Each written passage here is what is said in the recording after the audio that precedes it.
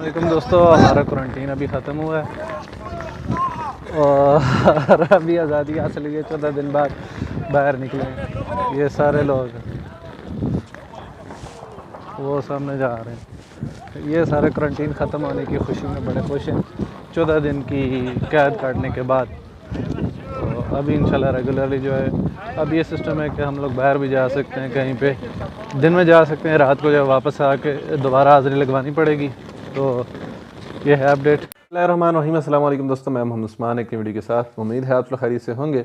आज की वीडियो में हम लोग बात करेंगे सबसे पहले डबलिन कानून की, जो कि साथ में आपको एक वीडियो नज़र आ रही होगी तस्वीर चलती हुई, जिसमें ये कहा गया कि डबलिन कानून ख़त्म कर दिया गया। इससे हम बात करेंगे पाकिस्तानियों को क्या फ़ायदा होगा, जो पनाहगज़ीन है या महाजरीन है कहीं पर भी यूरोप में, उनका क्या फ़ायदा हो सकता है और इसमें क्या क्या चेंजिंग हो सकती हैं। दूसरे नंबर पर मैं बात करूँगा ईरान में काफ़ी सारे पाकिस्तानी पकड़े गए हैं, कितने पकड़े गए हैं, आया अभी तुर्की मैं जैसे कि पिछली वीडियो में भी बता चुका हूँ तुर्की आना सेफ़ है कि नहीं है, इस बारे में हम लोग बात करेंगे।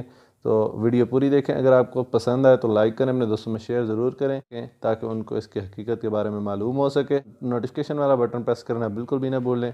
जब भी चैनल सब्सक्राइब करें ताकि मैं जब भी वीडियो अपलोड करूँ आपको सबसे पहले मिला करे। तो दोस्तों चलते हैं अपनी वीडियो की तरफ। तो सबसे पहले बात करते हैं कि ये डबलिन कानून है क्या। तो डबलिन कानून ये है कि यूरोप ने कानून बनाया था जब 2016 के बाद बहुत से लोग जो है वो आने शुरू हो गए थे और एक पूरा ओवरफ्लो हो गया था मुहाजिरीन का यूरोप की तरफ। और स्टिल अभी तक बहुत सारे लोग जो हैं वो आ रहे हैं, उस पर काफ़ी हद तक काबू पाया गया है, लेकिन ज़्यादा अभी भी बहुत सारे लोग जो हैं बोस्निया में फंसे हुए हैं, पाकिस्तानियों समेत, अफ़गानियों समेत। लेकिन फिर भी काफ़ी सारी तादाद जो है वो यूरोप में इंटर हो जाती है। तो डबलिन कानून के मुताबिक जो बंदा किसी भी तरीके से यूरोप में इंटर होगा, तो जिस मुल्क में सबसे पहले वो इंटर होगा उसी मुल्क में वो असालम की एप्लीकेशन देने का पाबंद होगा, वहीं पे वो असालम देगा। तो उसका नुकसान किसको था? इटली को था, फ़्रांस को था, स्पेन को था और माल्टा को था। क्योंकि जो लोग ज़मीनी रास्ते से आते हैं वो सर्बिया से आते हैं या बोस्निया से आते हैं, तो उनका क्या होता था कि वो इटली में एंटर होते थे सबसे पहले, तो इटली में ही उनको फिर असालम करनी पड़ती थी।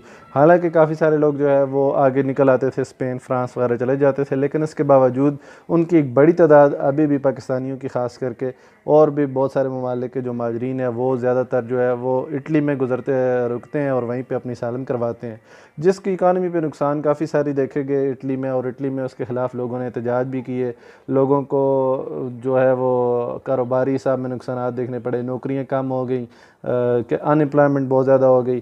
तो इटली जो है वो इस कानून के सबसे ज़्यादा मुखालिफ था।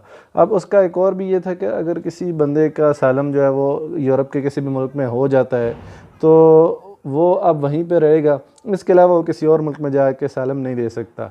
अगर किसी और मुल्क में वो जाकर सालम की एप्लीकेशन देता है तो वहाँ पे उसके फिंगरप्रिंट निकल आते हैं और उसका रिकॉर्ड निकल आता है। जैसे कि अगर बंदा बिलफर्ज इटली में जो है वो अपनी सालम देता है और वो वापस यूनान पहुंच जाता है या फिर आगे स्पेन में चला जाता है या फ्रांस में चला जाता है या फिर जर्मनी में आ जाता है, तो यहाँ पे आके इसके फिंगरप्रिंट होते हैं तो उसका रिकॉर्ड निकल आता है। क्योंकि यूरोप जो इंटरकनेक्टेड है, यूरोपीय यूनियन का एक अलग सिस्टम है, यूरोपीय यूनियन का पूरे एक ही कनेक्टेड है।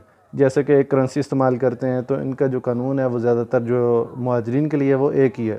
तो उससे फिर ये होता है कि जर्मनी में किसी किस्म के आप फिंगर देंगे तो ऑटोमेटिकली अगर आपके फिंगर इटली में पहले ले लिए गए हैं तो वो आपके निकल आएंगे, सिस्टम पे शो हो जाएगा।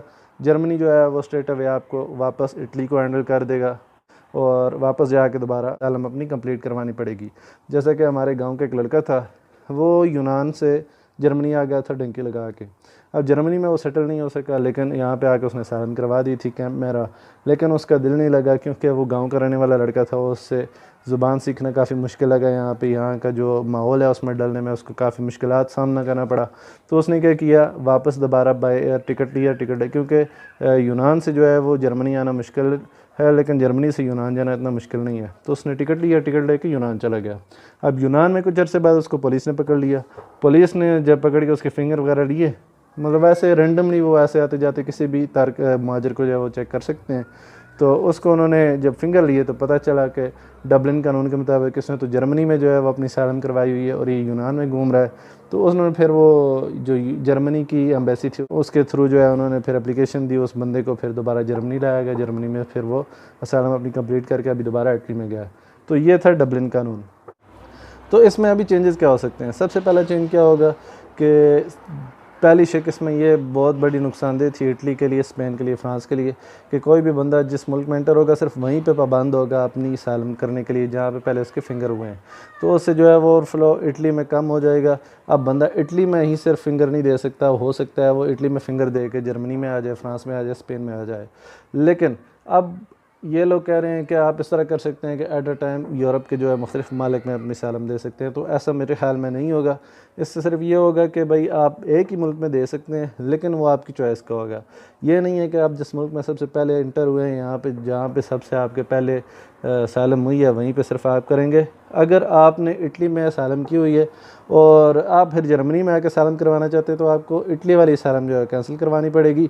आप जर्मनी में आके एक नए सिरे से फिर दोबारा जो है नई सालम करवाएंगे। इस तरह नहीं हो सकेगा कि भाई जर्मनी में आप अलहदा से सालम करवाएं, स्पेन में अलहदा से करवाएं, फ्रांस से अलहदा करवाएं और इटली में जो है अलहदा से आपके फिंगरप्रिंट हो, तो जहाँ पे आपके केस पास हो जाए आप वहाँ से अपने पेपर ले लें। इस तरह नहीं होगा, बल्कि इस तरह होगा कि ठीक है पहले मुल्क में आप फिंगरप्रिंट जो है वो ना लें, हाँ, लेकिन अगर आप उस मुल्क से सेटिस्फाई नहीं है, आप उस मुल्क में नहीं करना चाहते सालम, तो आप किसी और मुल्क में जाके वो सालम पिछले वाली कैंसिल करवा के नए वाली सालम एप्लीकेशन दे सकते हैं। तो मेरे ख्याल में ये इसमें एक चेंजिंग होगी। बाकी तो वही है, और सख्तियाँ तो काफ़ी सारी हो चुकी हैं ऑलरेडी, लोगों के जो है केसेस पास नहीं हो रहे।